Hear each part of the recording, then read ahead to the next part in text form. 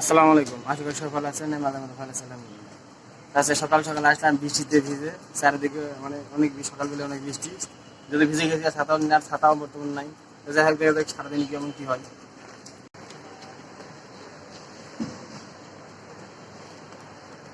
যাওয়ার কথা ছিল গুলিস্তান, তো হাতিঝিলা ওখান থেকে যাওয়ার পরে ফোন দিচ্ছে যে আজকে আসতে হবে না।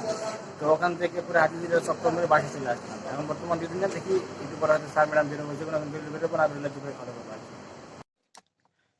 অনেকদিন পর ম্যাডাম আর ম্যাডামের ছেলেরে নিয়ে ধানমন্ডি আসলাম। ম্যাডামের যে তার ল হাউস, যেটা এইটার আপনার হলো ল, যেহেতু ব্যারিস্টার পড়েছে, এই যে এটা এই বাসায় আসছে, যেহেতু ব্যারিস্টার করতেছে, সামনের বছর হয়তো বাইরে যাইব।